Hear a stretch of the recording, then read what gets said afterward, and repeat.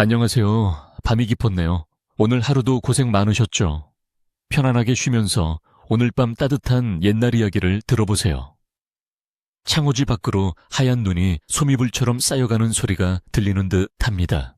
이럴 때면 늙은이의 등불 밑에서 붓을 들고 싶어지지요. 잊혀가지만 잊어서는 안 될. 그런 이야기 말입니다. 옛날 옛적에 조선의 어느 한적한 시골 마을에 몰락한 양반 가문이 살고 있었습니다. 그 가문의 맏딸 이름은 서리샹, 차가운 설이라는 뜻이었지요. 이름 때문이었을까요? 아이는 태어날 때부터 한쪽 눈이 겨울 하늘처럼 옅고 푸른 빛을 띠고 있었습니다. 엄격한 유교 사회에서, 특히나 여인의 관상을 중요시하던 시절에 그 신비로운 푸른 눈은 흉상이라 수군댔고 집안에 한기 한지를 몰고 온다며 쉬쉬했습니다. 서리는 그래서 늘 고개를 숙이고 다녔습니다. 으리으리했던 본체와 달리 그녀가 머무는 사리채는 초라하기 짝이 없었습니다. 낡은 창호지 틈으로 겨울바람이 매섭게 스며들었고 그녀는 밤마다 등잔불 아래에서 솜씨 없는 바느질로 낡은 한복의 솔기를 꿰매곤 했습니다. 그녀의 방에서는 묵은 한지와 곰팡내, 그리고 부엌에서 풍겨오는 묽은 된장국 냄새가 뒤섞여 맴돌았습니다. 하지만 서리의 손길이 닿는 곳에는 이상하게도 생기가 돌았습니다. 그녀는 깨진 질그릇 조각에 묻어온 흙을 담아 문틈에 두었는데 그곳에서 작은 들국화 한 송이가 꿋꿋이 피어났습니다. 집안의 다른 꽃들은 모두 시들었지만 유독 그 꽃만이 서리의 푸른 눈을 닮은 듯 맑은 기운을 내뿜었지요. 서리의 유일한 벗은 그 작은 들국화와 담벼락을 찾아오는 길고양이들 뿐이었습니다. 그녀의 푸른 눈을 보고도 무서워하지 않는 유일한 존재들이었지요. 그러던 어느 늦가을, 대청마루에서 무거운 침묵 속에 가족회의가 열렸습니다. 서리의 아버지인 쇠락한 선비는 밭에서 거둔 보잘것없는 수확물 앞에서 마른 기침만 내뱉었습니다. 그때 서슬퍼런 목소리로 집안의 실권을 쥔 계모 김씨 부인이 입을 열었습니다. 올해도 흉년이군요. 쯧쯧쯧. 저 아이가 홍기에 차면서부터 집안의 한기가 더욱 심해지는 것 같습니다. 벽시마저 얼어붙었는지 싹을 틔우지 못하니 김씨 부인의 날카로운 시선이 곧장 서리에게 향했습니다. 서리는 그저 고개를 더 깊이 숙일 뿐 아무 말도 하지 못했습니다. 그녀의 어깨가 가늘게 떨리는 것을 본 사람은 아무도 없었습니다. 그날 밤 서리는 자신에게는 허락되지 않은 뜨끈한 쌀밥 한 덩이를 몰래 훔쳐 담장 밖으로 나갔습니다. 며칠 전 다리를 다친 어미 고양이가 새끼들을 품고 있는 것을 보았기 때문입니다. 하지만 그 작은 온종마저도 김씨 부인의 눈을 피할 수는 없었습니다. 쓸데없는 축생에게 귀한 쌀을 내주다니 내년에 그 푸른 눈이 집안의 복을 다 쫓아내는구나. 흉측한 것. 김씨 부인은 불같이 화를 내며 서리에게 마당의 차가운 돛돌 위에서 밤새 무릎을 꿇고 있으라는 벌을 내렸습니다. 살을 애는 밤이슬이 그녀의 얇은 저고리를 적셨지만 서리는 울지 않았습니다. 그저 저 멀리 어둠에 잠긴 산등성이를 바라볼 뿐이었습니다. 진짜 재앙은 다른 곳에서 시작되고 있었습니다. 서리의 아버지가 오래전 고을 사또에게 진 빚이 눈덩이처럼 불어나 가문의 마지막 남은 전담마저 빼앗길 위기에 처한 것입니다. 김씨 부인은 자신의 친아들을 한양에 보내 과거를 보게 할 돈이 절실했습니다. 그녀는 며칠 밤낮으로 무언가를 고심하더니 음흉한 미소를 지으며 고을 사또와 밀약을 맺었습니다. 늙고 포악하기로 소문난 사또에게 아직 어린 서리를 첩으로 보내는 대신 빚을 탕감받고 아들의 뒷바라지까지 약속받은 것이지요. 물론 체면 티면을 중시하는 양반. 가문에서 딸을 첩으로 보낸다는 것은 수치스러운 일이었습니다. 김씨 부인은 더욱 교활한 계획을 세웠습니다. 그녀는 서리에게 다정한 목소리로 말했습니다. 설이야, 우리 가문이 너무 어렵구나. 네가 저 뒷산인 금물산, 그 물산에 올라가 정성껏 백일 기도를 드리면 하늘이 감동하여 우리에게도 복을 내려주실 게다. 아무것도 모르는 설이는 그것이 처음으로 자신에게 주어진 가족의 임무라 생각하고 고개를 끄덕였습니다. 하지만 김씨 부인의 진짜 속셈은 첫눈이 쏟아지는 폭설 속에 설이를 산에 버려 불의의 사고로 위장하여 죽게 만드는 것이었습니다. 약속된 날, 김씨 부인은 2명의 머슴을 시켜 설이를 금물산 깊은 곳으로 데려가게 했습니다. 하늘은 금방이라도 무너질 듯 잿빛 구름으로 뒤덮여 있었고 이내 장대 같은 눈발이 쏟아지기 시작했습니다. 머슴들은 짐승의 울음소리가 들린다며 설이를 그 험한 산길에 홀로 남겨두고 황급히 도망쳤습니다. 순식간에 사방은 하얀 눈으로 뒤덮였고 설이는 길을 잃었습니다. 천이 급격히 떨어지며 죽음의 공포가 밀려왔습니다. 그녀의 푸른 눈동자마저 얼어붙을 듯한 추위였습니다. 절망 속에서 마지막 걸음을 내딛던 설이의 눈에 새하얀 눈밭 위에 선명하게 이어진 붉은 핏자국이 들어왔습니다. 무엇일까, 짐승이라도 피할 곳이라도 있겠지. 그녀는 마지막 남은 힘을 쥐어짜 핏자국을 따라갔습니다. 핏자국은 바위 틈에 교묘하게 가려진 작은 동굴 입구로 이어졌습니다. 설이가 조심스럽게 안으로 들어갔을 때 그녀는 숨이 멎을 듯 놀랐습니다. 그곳에는 곰이나 호랑이가 아닌 백에 바위 이을을 입은 한 남자가 피를 흘리며 쓰러져 있었습니다. 그의 어깨에는 은인으로 만든 화살촉이 깊게 박혀 있었습니다. 설이가 놀라 한 걸음 다가서자 남자가 고통스러운 신음과 함께 고개를 들었습니다. 그의 눈은 붉고 날카롭게 빛났지만 그보다 더 놀라운 것은 그의 등 뒤에서 펼쳐진 광경이었습니다. 피에 젖어 엉망이 되었지만 분명히 9개로 갈라진 거대하고 새하얀 꼬리가 동굴 안을 가득 채우고 있었습니다. 그는 인간이 아니었습니다. 천년 묵은 여우, 구미호 지우웨이후였습니다. 호열, 에이호열이라 불리는 그는 사냥꾼들에게 쫓기다 치명상을 입고 마지막 힘을 다해 이곳에 숨어든 것이었습니다. 그는 자신을 발견한 인간 소녀를 향해 날카로운 이빨을 드러내며 마지막 남은 기력으로 으르렁거렸습니다. 설이는 그 흉포한 으르렁거림에 온몸이 얼어붙는 듯 했습니다. 죽음을 피해 도망친 곳에서 만난 것이 전설 속의 구미호라니. 도망쳐야 한다는 본능이 머릿속을 울렸지만 그녀의 발은 얼어붙은 땅에 뿌리라도 내린 듯 꼼짝하지 않았습니다. 하지만 이내 설이는 공포 너머의 것을 보았습니다. 남자의, 아니, 구미호의 붉게 빛나는 눈동자 속에 담긴 것은 살기가 아니라 뼛속까지 파고드는 깊은 고통과 절망이었습니다. 그는 사냥꾼에게 쫓기는 상처 입은 짐승, 그 이상도 이하도 아니었습니다. 그 순간 자신 또한 평생을 흉측하다는 시선 속에서 상처받아온 존재임을 깨달았습니다. 설이는 자신도 모르게 한 걸음 다가섰습니다. 그녀는 추위에 덜덜 떨리는 손으로 자신의 낡은 치맛자락을 힘껏 찢었습니다. 찍 하는 소리와 함께 거친 무명천이 찢어지며 얼음장 같은 바람이 그녀의 맨 살을 파고들었습니다. 하지만 설이는 아랑곳하지 않고 그 천 조각을 들고 구미호의 상처로 다가갔습니다. 구미호, 호열은 다시 한번 이빨을 드러냈지만 이미 저항할 기력조차 남아있지 않았습니다. 설이는 떨리는 손으로 그의 어깨에 깊숙이 박힌 은 화살촉을 살폈습니다. 독이 퍼지고 있었습니다. 그녀는 자신이 할 수 있는 유일한 일, 상처를 감싸는 일을 했습니다. 차가운 피와 엉겨붙은 털 사이로 그녀는 조심스럽게 천을 감아 피를 멈추려 애썼습니다. 그때 기이한 일이 벌어졌습니다. 서리의 작은 손이 상처에 닿자 호열은 천년의 세월 동안 한 번도 느껴보지 못한 기운에 온몸을 떨었습니다.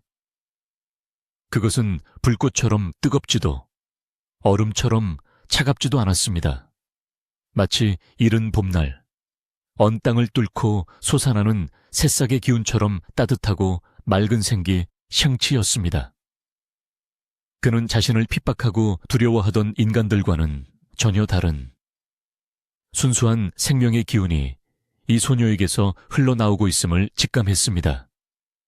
소녀의 손길이 닿을 때마다 상처의 고통이 조금씩 가라앉고 얼어붙었던 몸에 미약한 온기가 도는 것을 느꼈습니다. 호열은 경계의 으르렁거림을 멈추고 지친 숨을 몰아쉬며 소녀의 손길에 몸을 맡겼습니다. 동굴 밖에서는 눈보라가 밤새도록 울부짖었습니다. 작은 동굴 안에서 세상에서 가장 외로운 두 존재는 말없이 서로에게 의지했습니다. 서리는 쇠약해진 구미호를 자신의 얇은 저고리로 감싸 안았고 호열은 마지막 남은 여우의 힘 여력을 짜내어 9꼬리로 동굴 입구를 막아 매서운 바람을 막고 미약하게나마 온기를 피워냈습니다. 천년 묵은 구미호와 흉한 눈을 가진 소녀는 그렇게 서로의 천에 기대어 혹독한 밤을 견뎌냈습니다. 평생을 차가운 시선 속에서 외롭게 떨던 서리는 아이러니하게도 가장 무서운 존재의 품에서 생애 처음으로 작은 평온함을 느끼며 잠이 들었습니다. 다음 날 아침, 지독했던 눈보라가 멎었습니다. 동굴 안으로 스며든 아침 햇살에 서리가 눈을 떴을 때 거대한 구미호는 온데간데 없고 피 묻은 배기를 입은 창백한 얼굴의 청년이 벽에 기대어 숨을 고르고 있었습니다. 9꼬리는 감쪽같이 사라져 있었지만 그의 지친 눈빛만은 여전했습니다. 그는 자신을 구해준 소녀를 가만히 바라보고 있었습니다. 서리는 자신도 모르게 푸른 눈을 가리려 했습니다. 그때 남자가 호열이 나직이 입을 열었습니다. 그럴 필요 없다. 그의 목소리는 깊고도 맑았습니다. 그것은 흉한 것이 아니다. 해가 뜨기 직전 가장 맑은 새벽 하늘의 빛을 닮았구나. 서리는 태어나서 처음으로 누군가가 자신의 눈을 보고 그런 말을 해주는 것에 놀라 아무 말도 할 수 없었습니다. 그때였습니다. 동굴 밖에서 사람들의 다급한 목소리와 신음소리가 들려왔습니다. 눈보라 속에서 사냥을 나섰다가 길을 잃은 마을 남자 서너 명이었습니다. 그들은 밤새 추위와 싸우다 탈진했고 몇 명은 열병까지 앓고 있었습니다. 그들은 겨우 동굴을 발견하고 비틀거리며 들어섰다가 낯선 청년 호열과 마을에서 흉한 아이로 소문난 서리, 아가씨가 함께 있는 것을 보고는 몽둥이와 창을 겨누었습니다. 네, 내 인연 상위신과 한패가 되어 우리를 해하려는 개냐. 그들은 공포에 질려 소리쳤습니다. 서어리는 조금도 물러서지 않고 쇠약한 호열의 앞을 가로막아 섰습니다. 아닙니다. 이분은 저의 생명의 은인이십니다. 그리고 여러분은 지금 도움이 필요해 보입니다. 서리는 며칠간 굶주려 기운이 없었지만 아픈 사람들을 보자 자신도 모르게 몸이 먼저 움직였습니다. 그녀는 동굴 입구로 나갔습니다. 놀랍게도 두꺼운 눈을 뚫고 동굴 주변 바위 틈에서 본래 이 계절에는 날 수 없는 쓴맛의 약초와 뿌리 식물 몇 가지가 파릇하게 돋아나 있었습니다. 그녀의 생기에 감응한 자연의 작은 기적이었습니다. 서리는 눈을 녹여 물을 끓이고 자신이 비상식량으로 몰래 숨겨왔던 한 줌의 쌀과 그 약초들을 넣어 멀건 죽을 끓이기 시작했습니다. 모닥불 앞에서 죽을 젓는 서리의 모습은 경건하기까지 했습니다. 호열은 지친 기색 속에서도 놀라움에 가득 차 그녀를 바라보았습니다. 그의 눈에만 보였습니다. 서리의 가느다란 손끝에서부터 마치 봄날 아지랑이 같은 옅은 황금빛 생기가 흘러나와 끓고 있는 죽 속으로 스며드는 것이, 저것이 저것이 정령 인간의 기운이란 말인가? 서리는 김이 모락모락 나는 죽을 깨진 사발에 담아 가장 심하게 앓고 있는 남자에게 건넸습니다. 남자들은 여전히 의심의 눈초리를 거두지 못했지만 굶주림과 추위를 이기지 못하고 허겁지겁 죽을 받아 마셨습니다. 그저 쌀알 몇 개와 쓴 뿌리가 전부인 죽이었습니다. 하지만 그 죽이 목구멍을 넘어가는 순간 사내들은 온몸이 뜨끈해지며 얼어붙었던 속이 풀리고 지끈거리던 머리에 열이 내리는 것을 느꼈습니다. 고통스러운 신음이 잦아들었습니다. 그들은 사발을 든 채 푸른 눈의 소녀를 멍하니 바라보았습니다. 경멸과 두려움 대신 알 수 없는 경외감이 그들의 눈에 떠오르기 시작했습니다. 서리 아가씨가 우리를 살렸다. 이 기이한 소문은 산을 내려가는 그들의 발걸음과 함께 마을로 퍼져나갈 준비를 하고 있었습니다. 산에서 내려오는 서리의 발걸음은 더 이상 도망치듯 다급하지 않았습니다. 비록 남루한 행색은 그대로였지만 그녀의 곁에는 든든한 호열이 인간의 모습을 한 채 동행하고 있었습니다. 그의 존재만으로도 서리는 처음으로 자신의 어깨가 펴지는 것을 느꼈습니다. 그들이 산에서 구해준 사냥꾼들이 먼저 마을에 도착해 푸른 눈의 서리 아가씨가 신비한 힘으로 죽어가던 사람들을 살려냈다는 이야기를 퍼뜨린 후였습니다. 흉조의 상징이었던 서리가 하루아침에 기적의 인물로 수군거림의 대상이 된 것입니다. 마을 어귀에 다다르자 사람들은 경외와 의심이 뒤섞인 눈으로 그들을 멀찍이서 바라보았습니다. 하지만 자신의 집 대문 앞에 이르렀을 때 서리는 전혀 예상치 못한 광경에 발을 멈추었습니다. 대문이 활짝 열려 있었고 웬일인지 곡소리가 울려 퍼지고 있었습니다. 그리고 집 앞마당에는 고을 사또의 가마와 병사 몇이 서 있었습니다. 서리가 어리둥절해하라며 마당으로 들어서자 하얀 소복을 입고 거짓 눈물을 훔치던 계모 김씨 부인이 그녀를 보고는 비명과 함께 뒤로 나자빠졌습니다. 아이고 저것 죽은 아이의 원혼이다. 상위신이 되어 돌아왔어. 마루에 앉아 김씨 부인과 토지 문서를 확인하던 탐욕스러운 사또 역시 살아 돌아온 서리를 보고는 눈이 휘둥그레졌습니다. 김씨 부인은 이내 정신을 차리고는 사또에게 달려가 악을 쓰기 시작했습니다. 사또 보셨지요? 저것은 제정신이 아닙니다. 산에서 요사스러운 기운에 휩쓸려 요물이 되었습니다. 당장 저것을 잡아들여 마을의 화근을 없애야 합니다. 사또는 마침 잘 되었다는 듯 병사들에게 눈짓했습니다. 내년이 감히 산목숨을 죽었다고 속여 나를 기만한 개냐 하니 어쩌면 저 여인의 말이 맞을지도 모르지. 저 요망한 것을 당장 옥에 가두어라. 병사들이 험악한 기세로 서리에게 다가왔습니다. 그때까지 조용히 서 있던 호열이 한 걸음 앞으로 나섰습니다. 그는 병사들을 막지도 소리를 지르지도 않았습니다. 그저 쇠약한 선비의 모습으로 사또를 향해 깊고 서늘한 목소리로 물었습니다.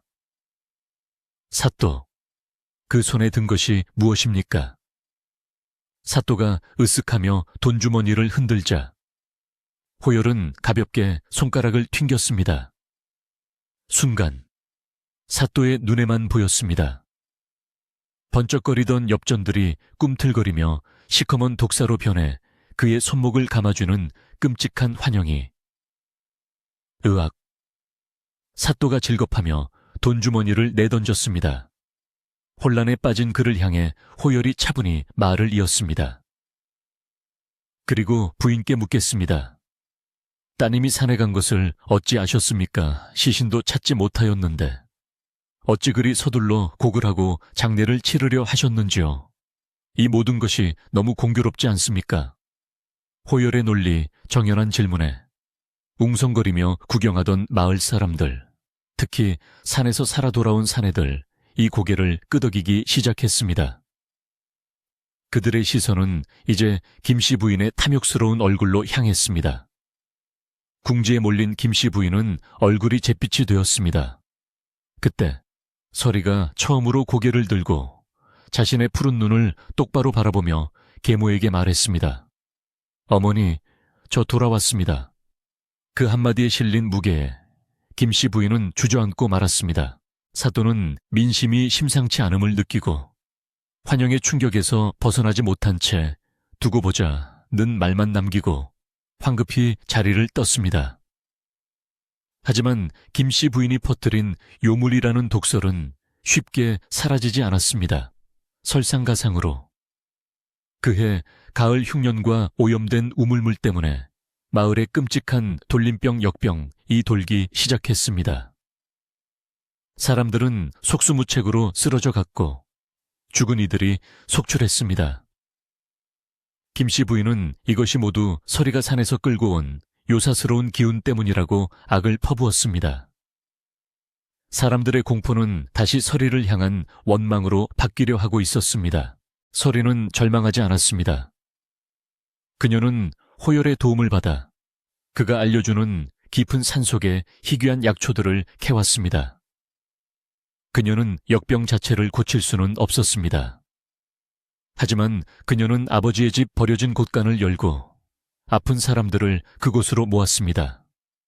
그리고 밤낮으로 불을 지펴 약초를 다리고 얼마 남지 않은 쌀로 죽을 쑤었습니다.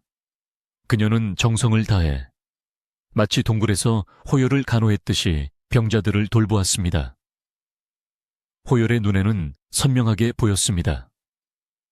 서리가 약탕기와 죽그릇을 나를 때마다 그녀의 푸른 눈에서 그리고 그녀의 손끝에서 피어나는 맑고 따뜻한 황금빛 생기가 음식 속으로 스며들어 가는 것을 사람들은 흉한 눈의 아가씨가 건네주는 뜨거운 생강차와 약죽을 받아 마셨습니다. 이상하게도 그 쓴 약초물과 멀건 주기목을 넘어가면 불덩이 같던 몸에 열이 내리고 찢어질 듯한 복통이 가라앉으며 죽음의 문턱에서 다시 일어설 기운을 얻었습니다. 사람들은 깨달았습니다. 저 푸른 눈은 항이나 재앙이 아니라 오히려 꺼져가는 생명을 붙드는 차분함과 희망의 빛이라는 것을. 병이 나은 사람들은 감사의 표시로 자신의 집에 남은 마지막 곡식 한 줌, 무명천 한 조각이라도 들고 서리의 곳간을 찾아왔습니다. 한때 모두가 피하던 서리의 주변은 이제 그녀의 온기에 감사하는 사람들로 북적이기 시작했습니다. 서리의 가치는 그렇게 마을 사람들 가슴속에 서서히 퍼져나가고 있었습니다. 탐욕스러운 사또는 자신의 체면이 깎이고 계획이 틀어지자 이성을 잃고 말았습니다. 며칠 뒤 그는 마을을 어지럽히는 요물을 처단하고 역병의 근원을 뿌리 뽑는다는 그럴듯한 명분을 내세워 자신의 수하 병졸들을 모두 이끌고 서리의 집으로 몰려왔습니다. 그의 진짜 목적은 물론 서리를 잡아들여 없애고 그 혼란을 틈타 집안의 재산을 완전히 빼앗으려는 속셈이었습니다. 험악한 기세로 들이닥친 병졸들이 삿대질을 하며 서리를 결박하려 마당으로 뛰어들었습니다. 저 요망한 계집을 당장 끌어내라. 그 순간 서리의 앞을 막아선 것은 이제 기력을 완전히 회복한 호열이었습니다. 그는 더 이상 자신의 정체를 숨길 필요가 없다고 판단했습니다. 그가 두 눈을 감았다 뜨자 그의 온몸에서 붉고 장엄한 기운이 뿜어져 나왔습니다. 다음 순간 인간 선비의 모습은 온데간데 없고 눈처럼 새하얀 털을 가진 거대한 구미호가 마당 한가운데에 서 있었습니다. 타오르는 불꽃처럼 장엄하게 펼쳐진 9개의 꼬리가 바람을 일으키며 병졸들의 혼을 빼놓았습니다. 그들은 생전 처음 보는 신성하면서도 두려운 모습에 무기를 떨어뜨리며 꽁무니를 쳤습니다. 호열은 그들을 해치지 않았습니다. 대신 그는 사또를 똑바로 노려보며 여우의 힘을 사용했습니다. 사또의 눈에만 보이는 환영이 시작되었습니다. 자신이 그동안 부정하게 긁어모은 쌀가마니들이 썩은 쥐 때로 변하고 엽전들이 독사처럼 변해 자신의 목을 감아오는 끔찍한 광경이 펼쳐졌습니다. 자신이 억울하게 옥에 가둔 백성들의 울부짖는 모습이 귓가를 맴돌았습니다. 으악, 저리 가라 저리 가. 사또는 자신의 죄가 만들어낸 환영에 갇혀 미쳐버린 사람처럼 비명을 지르며 땅바닥을 굴렀습니다. 바로 그때였습니다. 암행어사 출두여, 벼락 같은 외침과 함께 마패를 든 어사 일행이 들이닥쳤습니다.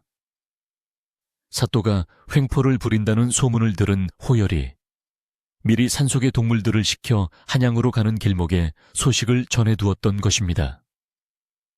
암행어사는 마당에서 벌어지는 기이한 광경과 자신의 죄를 스스로 내뱉으며 발광하는 사또, 그리고 공포에 질린 병졸들을 보고 모든 상황을 즉각 티파악했습니다. 탐관오리 사또는 그 자리에서 체포되어 의금부로 압송되었습니다. 모든 희망이 사라진 것을 본 계모 김씨 부인은 그 자리에 풀썩 주저앉았습니다. 그녀의 모든 악행과 음모가 백일에 드러났습니다. 남편이었던 서리의 아버지는 물론 친정 가문에서조차 그녀에게 등을 돌렸습니다.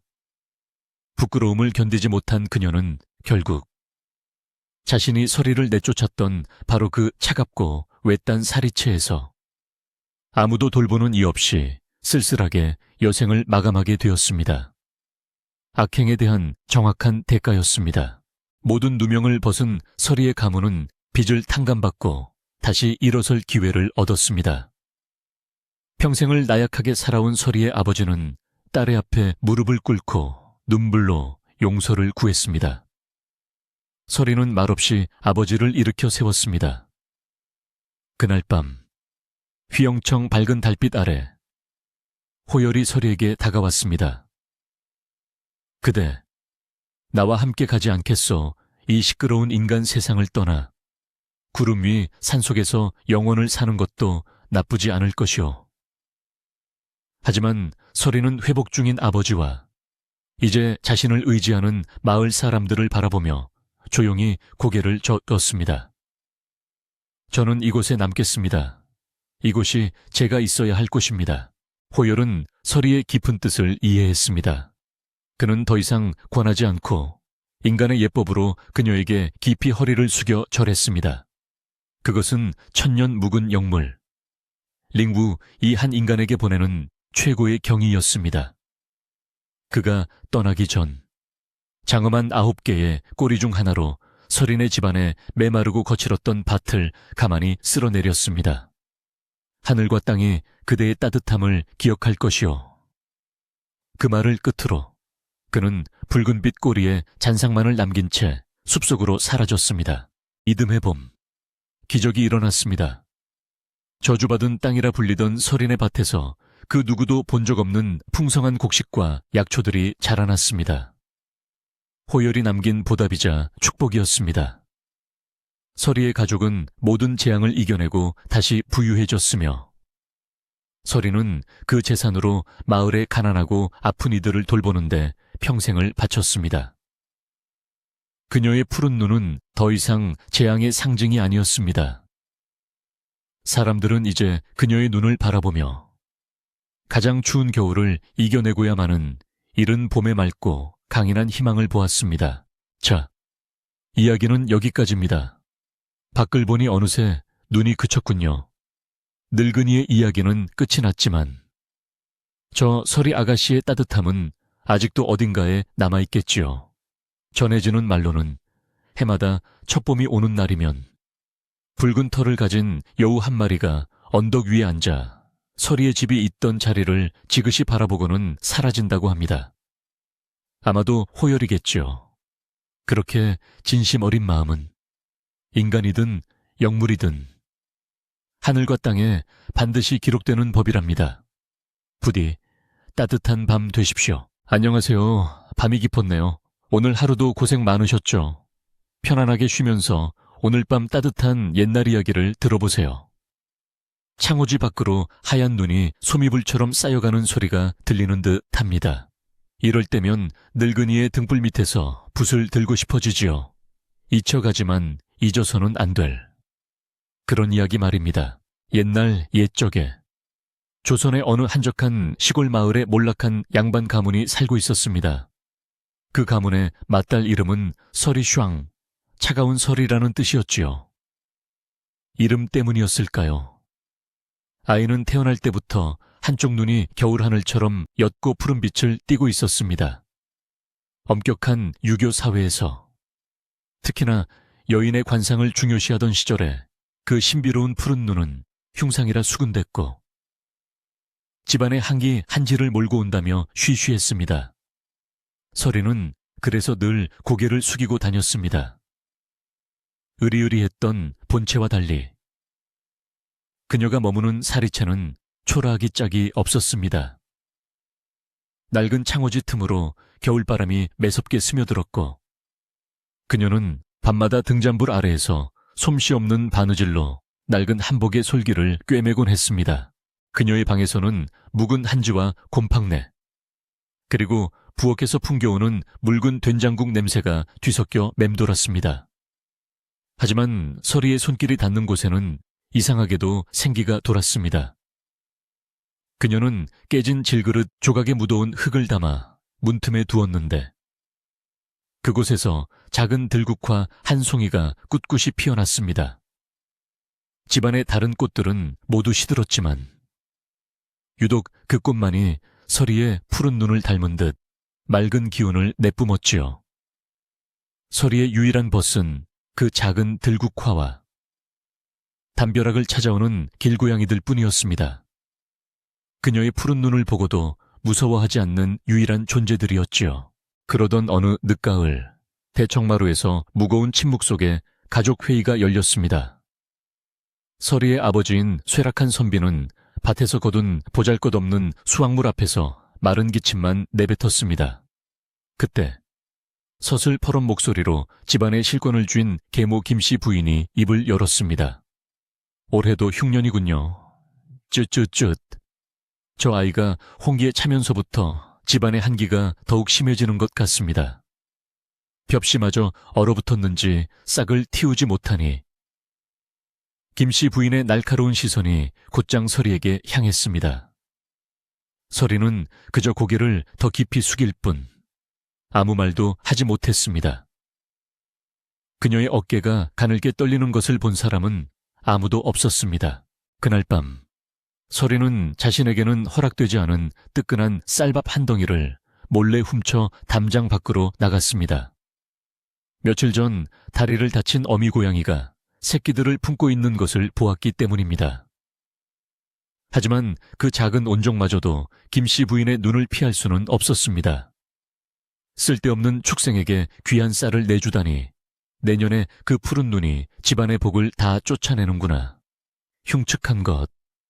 김씨 부인은 불같이 화를 내며 서리에게 마당의 차가운 돛돌 위에서 밤새 무릎을 꿇고 있으라는 벌을 내렸습니다. 살을 애는 밤이슬이 그녀의 얇은 저고리를 적셨지만 서리는 울지 않았습니다. 그저 저 멀리 어둠에 잠긴 산등성이를 바라볼 뿐이었습니다. 진짜 재앙은 다른 곳에서 시작되고 있었습니다. 서리의 아버지가 오래전 고을 사또에게 진 빚이 눈덩이처럼 불어나 가문의 마지막 남은 전담마저 빼앗길 위기에 처한 것입니다. 김씨 부인은 자신의 친아들을 한양에 보내 과거를 보게 할 돈이 절실했습니다. 그녀는 며칠 밤낮으로 무언가를 고심하더니 음흉한 미소를 지으며 고을 사또와 밀약을 맺었습니다. 늙고 포악하기로 소문난 사또에게 아직 어린 서리를 첩으로 보내는 대신 빚을 탕감받고 아들의 뒷바라지까지 약속받은 것이지요. 물론 체면 티면을 중시하는 양반. 가문에서 딸을 첩으로 보낸다는 것은 수치스러운 일이었습니다. 김씨 부인은 더욱 교활한 계획을 세웠습니다. 그녀는 서리에게 다정한 목소리로 말했습니다. 서리야, 우리 가문이 너무 어렵구나. 네가 저 뒷산인 금물산, 그 물산에 올라가 정성껏 백일기도를 드리면 하늘이 감동하여 우리에게도 복을 내려주실 게다. 아무것도 모르는 서리는 그것이 처음으로 자신에게 주어진 가족의 임무라 생각하고 고개를 끄덕였습니다. 하지만 김씨 부인의 진짜 속셈은 첫눈이 쏟아지는 폭설 속에 서리를 산에버려 불의의 사고로 위장하여 죽게 만드는 것이었습니다. 약속된 날, 김씨 부인은 2명의 머슴을 시켜 서리를 급물산 깊은 곳으로 데려가게 했습니다. 하늘은 금방이라도 무너질 듯 잿빛 구름으로 뒤덮여 있었고, 이내 장대 같은 눈발이 쏟아지기 시작했습니다. 머슴들은 짐승의 울음소리가 들린다며 서리를 그 험한 산길에 홀로 남겨두고 황급히 도망쳤습니다. 순식간에 사방은 하얀 눈으로 뒤덮였고 서리는 길을 잃었습니다. 천이 급격히 떨어지며 죽음의 공포가 밀려왔습니다. 그녀의 푸른 눈동자마저 얼어붙을 듯한 추위였습니다. 절망 속에서 마지막 걸음을 내딛던 서리의 눈에 새하얀 눈밭 위에 선명하게 이어진 붉은 핏자국이 들어왔습니다. 무엇일까? 짐승이라도, 피할 곳이라도 있겠지. 그녀는 마지막 남은 힘을 쥐어짜 핏자국을 따라갔습니다. 핏자국은 바위 틈에 교묘하게 가려진 작은 동굴 입구로 이어졌습니다. 서리가 조심스럽게 안으로 들어갔을 때 그녀는 숨이 멎을 듯 놀랐습니다. 그곳에는 곰이나 호랑이가 아닌 베개 바위 이의를 입은 한 남자가 피를 흘리며 쓰러져 있었습니다. 그의 어깨에는 은인으로 만든 화살촉이 깊게 박혀 있었습니다. 서리가 놀라 한 걸음 다가서자 남자가 고통스러운 신음과 함께 고개를 들었습니다. 그의 눈은 붉고 날카롭게 빛났지만 그보다 더 놀라운 것은 그의 등 뒤에서 펼쳐진 광경이었습니다. 피에 젖어 엉망이 되었지만 분명히 9개로 갈라진 거대하고 새하얀 꼬리가 동굴 안을 가득 채우고 있었습니다. 그는 인간이 아니었습니다. 천년 묵은 여우, 구미호 지우웨이후였습니다. 호열, 에이호열이라 불리는 그는 사냥꾼들에게 쫓기다 치명상을 입고 마지막 힘을 다해 이곳에 숨어든 것이었습니다. 그는 자신을 발견한 인간 소녀를 향해 날카로운 이빨을 드러내며 마지막 남은 기력으로 으르렁거렸습니다. 서리는 그 흉포한 으르렁거림에 온몸이 얼어붙는 듯 했습니다. 죽음을 피해 도망친 곳에서 만난 것이 전설 속의 구미호라니. 도망쳐야 한다는 본능이 머릿속을 울렸지만 그녀의 발은 얼어붙은 땅에 뿌리라도 내린 듯 꼼짝하지 않았습니다. 하지만 이내 서리는 공포 너머의 것을 보았습니다. 남자의, 아니, 구미호의 붉게 빛나는 눈동자 속에 담긴 것은 살기가 아니라 뼛속까지 파고드는 깊은 고통과 절망이었습니다. 그는 사냥꾼에게 쫓기는 상처 입은 짐승, 그 이상도 이하도 아니었습니다. 그 순간 자신 또한 평생을 흉측하다는 시선 속에서 상처받아온 존재임을 깨달았습니다. 서리는 자신도 모르게 한 걸음 다가섰습니다. 그녀는 추위에 덜덜 떨리는 손으로 자신의 낡은 치맛자락을 힘껏 찢었습니다. 찍 하는 소리와 함께 거친 무명천이 찢어지며 얼음장 같은 바람이 그녀의 맨 살을 파고들었습니다. 하지만 서리는 아랑곳하지 않고 그 천 조각을 들고 구미호의 상처로 다가갔습니다. 구미호, 호열은 다시 한번 이빨을 드러냈지만 이미 저항할 기력조차 남아있지 않았습니다. 서리는 떨리는 손으로 그의 어깨에 깊숙이 박힌 은 화살촉을 살폈습니다. 독이 퍼지고 있었습니다. 그녀는 자신이 할 수 있는 유일한 일, 상처를 감싸는 일을 했습니다. 차가운 피와 엉겨붙은 털 사이로 그녀는 조심스럽게 천을 감아 피를 멈추려 애썼습니다. 그때 기이한 일이 벌어졌습니다. 서리의 작은 손이 상처에 닿자 호열은 천년의 세월 동안 한 번도 느껴보지 못한 기운에 온몸을 떨었습니다.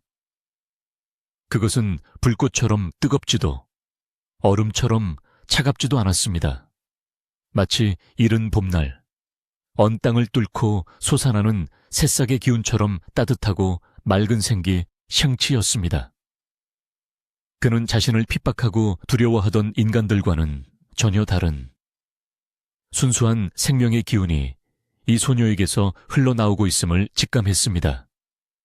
소녀의 손길이 닿을 때마다 상처의 고통이 조금씩 가라앉고 얼어붙었던 몸에 미약한 온기가 도는 것을 느꼈습니다.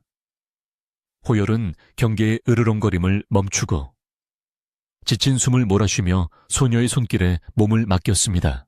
동굴 밖에서는 눈보라가 밤새도록 울부짖었습니다. 작은 동굴 안에서 세상에서 가장 외로운 두 존재는 말없이 서로에게 의지했습니다.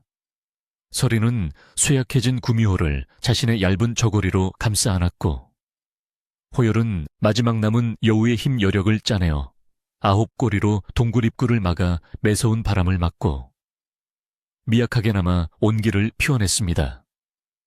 천년 묵은 구미호와 흉한 눈을 가진 소녀는 그렇게 서로의 천에 기대어 혹독한 밤을 견뎌냈습니다. 평생을 차가운 시선 속에서 외롭게 떨던 서리는 아이러니하게도 가장 무서운 존재의 품에서 생애 처음으로 작은 평온함을 느끼며 잠이 들었습니다. 다음 날 아침, 지독했던 눈보라가 멎었습니다. 동굴 안으로 스며든 아침 햇살에 서리가 눈을 떴을 때 거대한 구미호는 온데간데 없고 피 묻은 배기를 입은 창백한 얼굴의 청년이 벽에 기대어 숨을 고르고 있었습니다. 9꼬리는 감쪽같이 사라져 있었지만 그의 지친 눈빛만은 여전했습니다. 그는 자신을 구해준 소녀를 가만히 바라보고 있었습니다. 서리는 자신도 모르게 푸른 눈을 가리려 했습니다. 그때 남자가 호열이 나직이 입을 열었습니다. 그럴 필요 없다. 그의 목소리는 깊고도 맑았습니다. 그것은 흉한 것이 아니다. 해가 뜨기 직전 가장 맑은 새벽 하늘의 빛을 닮았구나. 서리는 태어나서 처음으로 누군가가 자신의 눈을 보고 그런 말을 해주는 것에 놀라 아무 말도 할 수 없었습니다. 그때였습니다. 동굴 밖에서 사람들의 다급한 목소리와 신음소리가 들려왔습니다. 눈보라 속에서 사냥을 나섰다가 길을 잃은 마을 남자 서너 명이었습니다. 그들은 밤새 추위와 싸우다 탈진했고 몇 명은 열병까지 앓고 있었습니다. 그들은 겨우 동굴을 발견하고 비틀거리며 들어섰다가 낯선 청년 호열과 마을에서 흉한 아이로 소문난 서리, 아가씨가 함께 있는 것을 보고는 몽둥이와 창을 겨누었습니다. 네, 내 인연 상위신과 한패가 되어 우리를 해하려는 개냐. 그들은 공포에 질려 소리쳤습니다. 서리는 조금도 물러서지 않고 쇠약한 호열의 앞을 가로막아 섰습니다. 아닙니다. 이분은 저의 생명의 은인이십니다. 그리고 여러분은 지금 도움이 필요해 보입니다. 서리는 며칠간 굶주려 기운이 없었지만 아픈 사람들을 보자 자신도 모르게 몸이 먼저 움직였습니다. 그녀는 동굴 입구로 나갔습니다.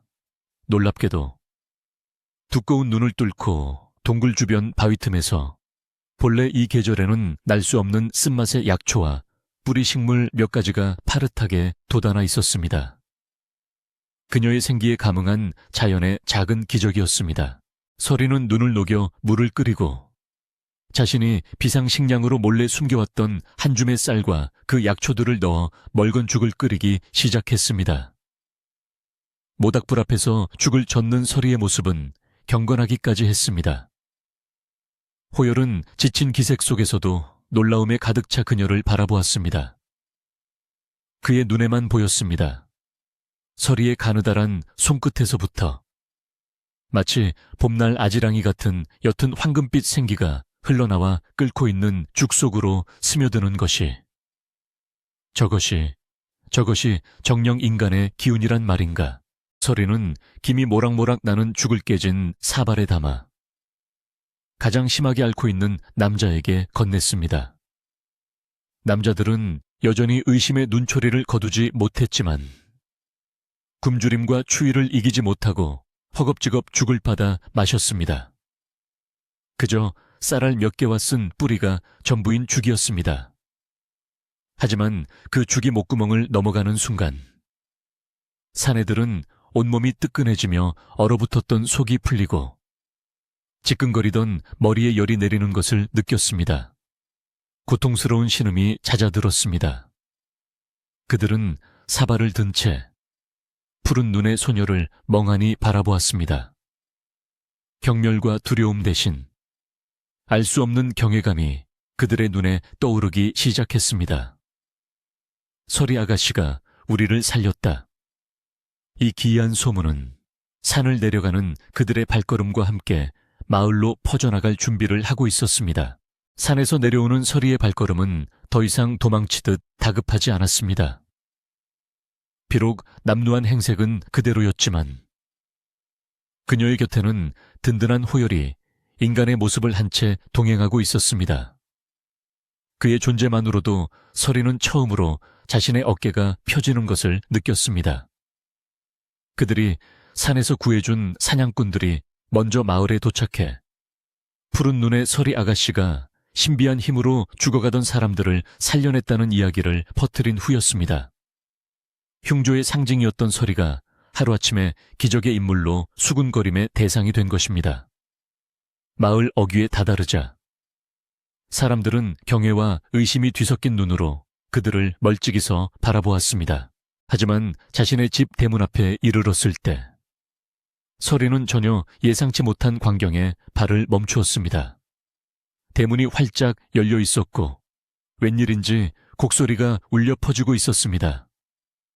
그리고 집 앞마당에는 고을 사또의 가마와 병사 몇이 서 있었습니다.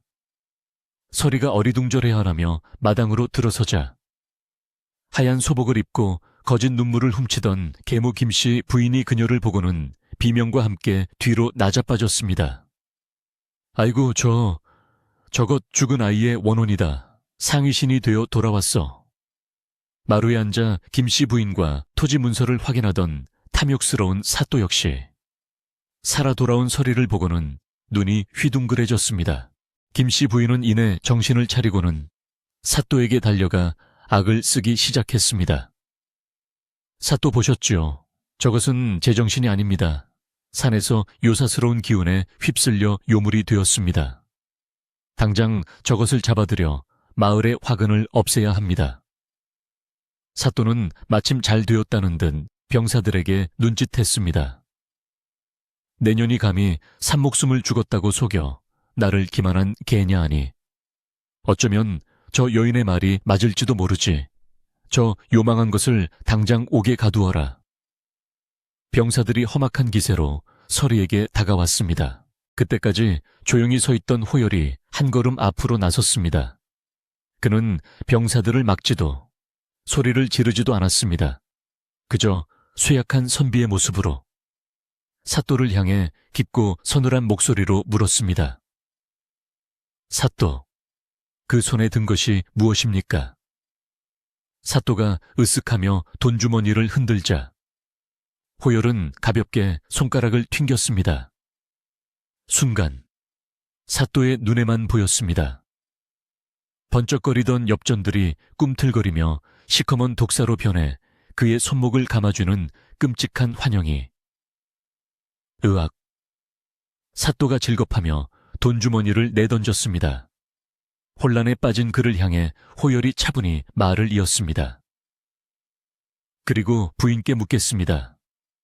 따님이 산에 간 것을 어찌 아셨습니까? 시신도 찾지 못하였는데 어찌 그리 서둘러 곡을 하고 장례를 치르려 하셨는지요?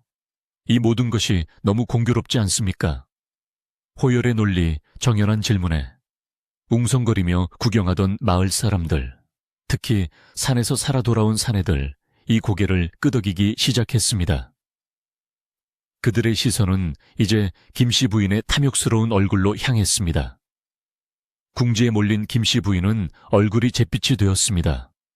그때 서리가 처음으로 고개를 들고 자신의 푸른 눈을 똑바로 바라보며 계모에게 말했습니다. 어머니, 저 돌아왔습니다. 그 한마디에 실린 무게에 김씨 부인은 주저앉고 말았습니다. 사또는 민심이 심상치 않음을 느끼고 환영의 충격에서 벗어나지 못한 채 두고 보자는 말만 남기고 황급히 자리를 떴습니다. 하지만 김씨 부인이 퍼뜨린 요물이라는 독설은 쉽게 사라지지 않았습니다. 설상가상으로. 그해 가을 흉년과 오염된 우물물 때문에 마을에 끔찍한 돌림병 역병이 돌기 시작했습니다. 사람들은 속수무책으로 쓰러져 갔고 죽은 이들이 속출했습니다. 김씨 부인은 이것이 모두 서리가 산에서 끌고 온 요사스러운 기운 때문이라고 악을 퍼부었습니다. 사람들의 공포는 다시 서리를 향한 원망으로 바뀌려 하고 있었습니다. 서리는 절망하지 않았습니다. 그녀는 호열의 도움을 받아 그가 알려주는 깊은 산속의 희귀한 약초들을 캐왔습니다. 그녀는 역병 자체를 고칠 수는 없었습니다. 하지만 그녀는 아버지의 집 버려진 곳간을 열고 아픈 사람들을 그곳으로 모았습니다. 그리고 밤낮으로 불을 지펴 약초를 다리고 얼마 남지 않은 쌀로 죽을 쑤었습니다. 그녀는 정성을 다해 마치 동굴에서 호열을 간호했듯이 병자들을 돌보았습니다. 호열의 눈에는 선명하게 보였습니다. 서리가 약탕기와 죽그릇을 나를 때마다 그녀의 푸른 눈에서 그리고 그녀의 손끝에서 피어나는 맑고 따뜻한 황금빛 생기가 음식 속으로 스며들어 가는 것을 사람들은 흉한 눈의 아가씨가 건네주는 뜨거운 생강차와 약죽을 받아 마셨습니다. 이상하게도 그 쓴 약초물과 멀건 주기목을 넘어가면 불덩이 같던 몸에 열이 내리고 찢어질 듯한 복통이 가라앉으며 죽음의 문턱에서 다시 일어설 기운을 얻었습니다.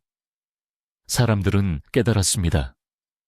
저 푸른 눈은 항이나 재앙이 아니라 오히려 꺼져가는 생명을 붙드는 차분함과 희망의 빛이라는 것을. 병이 나은 사람들은 감사의 표시로 자신의 집에 남은 마지막 곡식 한 줌, 무명천 한 조각이라도 들고 서리의 곳간을 찾아왔습니다. 한때 모두가 피하던 서리의 주변은 이제 그녀의 온기에 감사하는 사람들로 북적이기 시작했습니다. 서리의 가치는 그렇게 마을 사람들 가슴속에 서서히 퍼져나가고 있었습니다. 탐욕스러운 사또는 자신의 체면이 깎이고 계획이 틀어지자 이성을 잃고 말았습니다. 며칠 뒤 그는 마을을 어지럽히는 요물을 처단하고 역병의 근원을 뿌리 뽑는다는 그럴듯한 명분을 내세워 자신의 수하 병졸들을 모두 이끌고 서리의 집으로 몰려왔습니다. 그의 진짜 목적은 물론 서리를 잡아들여 없애고 그 혼란을 틈타 집안의 재산을 완전히 빼앗으려는 속셈이었습니다. 험악한 기세로 들이닥친 병졸들이 삿대질을 하며 서리를 결박하려 마당으로 뛰어들었습니다. 저 요망한 계집을 당장 끌어내라. 그 순간 서리의 앞을 막아선 것은 이제 기력을 완전히 회복한 호열이었습니다. 그는 더 이상 자신의 정체를 숨길 필요가 없다고 판단했습니다. 그가 두 눈을 감았다 뜨자 그의 온몸에서 붉고 장엄한 기운이 뿜어져 나왔습니다. 다음 순간 인간 선비의 모습은 온데간데 없고 눈처럼 새하얀 털을 가진 거대한 구미호가 마당 한가운데에 서 있었습니다. 타오르는 불꽃처럼 장엄하게 펼쳐진 9개의 꼬리가 바람을 일으키며 병졸들의 혼을 빼놓았습니다. 그들은 생전 처음 보는 신성하면서도 두려운 모습에 무기를 떨어뜨리며 꽁무니를 쳤습니다. 호열은 그들을 해치지 않았습니다. 대신 그는 사또를 똑바로 노려보며 여우의 힘을 사용했습니다. 사또의 눈에만 보이는 환영이 시작되었습니다. 자신이 그동안 부정하게 긁어모은 쌀가마니들이 썩은 쥐 때로 변하고 엽전들이 독사처럼 변해 자신의 목을 감아오는 끔찍한 광경이 펼쳐졌습니다. 자신이 억울하게 옥에 가둔 백성들의 울부짖는 모습이 귓가를 맴돌았습니다. 으악, 저리 가라 저리 가. 사또는 자신의 죄가 만들어낸 환영에 갇혀 미쳐버린 사람처럼 비명을 지르며 땅바닥을 굴렀습니다. 바로 그때였습니다. 암행어사 출두여 벼락 같은 외침과 함께 마패를 든 어사 일행이 들이닥쳤습니다. 사또가 횡포를 부린다는 소문을 들은 호열이 미리 산속의 동물들을 시켜 한양으로 가는 길목에 소식을 전해두었던 것입니다. 암행어사는 마당에서 벌어지는 기이한 광경과 자신의 죄를 스스로 내뱉으며 발광하는 사또, 그리고 공포에 질린 병졸들을 보고 모든 상황을 즉각 티파악했습니다. 탐관오리 사또는 그 자리에서 체포되어 의금부로 압송되었습니다. 모든 희망이 사라진 것을 본 계모 김씨 부인은 그 자리에 풀썩 주저앉았습니다. 그녀의 모든 악행과 음모가 백일에 드러났습니다. 남편이었던 서리의 아버지는 물론 친정 가문에서조차 그녀에게 등을 돌렸습니다. 부끄러움을 견디지 못한 그녀는 결국 자신이 서리를 내쫓았던 바로 그 차갑고 외딴 사리채에서 아무도 돌보는 이 없이 쓸쓸하게 여생을 마감하게 되었습니다. 악행에 대한 정확한 대가였습니다. 모든 누명을 벗은 서리의 가문은 빚을 탕감받고 다시 일어설 기회를 얻었습니다. 평생을 나약하게 살아온 서리의 아버지는 딸의 앞에 무릎을 꿇고 눈물로 용서를 구했습니다. 서리는 말없이 아버지를 일으켜 세웠습니다. 그날 밤 휘영청 밝은 달빛 아래 호열이 서리에게 다가왔습니다. 그대, 나와 함께 가지 않겠소. 이 시끄러운 인간 세상을 떠나 구름 위 산속에서 영원을 사는 것도 나쁘지 않을 것이오. 하지만 서리는 회복 중인 아버지와 이제 자신을 의지하는 마을 사람들을 바라보며 조용히 고개를 저었습니다. 저는 이곳에 남겠습니다. 이곳이 제가 있어야 할 곳입니다. 호열은 서리의 깊은 뜻을 이해했습니다. 그는 더 이상 권하지 않고 인간의 예법으로 그녀에게 깊이 허리를 숙여 절했습니다. 그것은 천년 묵은 영물, 링부 이 한 인간에게 보내는 최고의 경의였습니다. 그가 떠나기 전 장엄한 9개의 꼬리 중 하나로 서린의 집안에 메마르고 거칠었던 밭을 가만히 쓸어내렸습니다. 하늘과 땅이 그대의 따뜻함을 기억할 것이오. 그 말을 끝으로 그는 붉은빛 꼬리에 잔상만을 남긴 채 숲속으로 사라졌습니다. 이듬해 봄, 기적이 일어났습니다.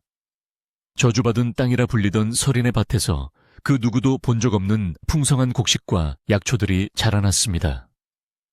호열이 남긴 보답이자 축복이었습니다. 서리의 가족은 모든 재앙을 이겨내고 다시 부유해졌으며 서리는 그 재산으로 마을의 가난하고 아픈 이들을 돌보는데 평생을 바쳤습니다. 그녀의 푸른 눈은 더 이상 재앙의 상징이 아니었습니다. 사람들은 이제 그녀의 눈을 바라보며 가장 추운 겨울을 이겨내고야마는 이른 봄에 맑고 강인한 희망을 보았습니다. 자, 이야기는 여기까지입니다. 밖을 보니 어느새 눈이 그쳤군요. 늙은이의 이야기는 끝이 났지만 저 서리 아가씨의 따뜻함은 아직도 어딘가에 남아있겠지요. 전해지는 말로는 해마다 첫봄이 오는 날이면 붉은 털을 가진 여우 한 마리가 언덕 위에 앉아 서리의 집이 있던 자리를 지그시 바라보고는 사라진다고 합니다. 아마도 호열이겠죠.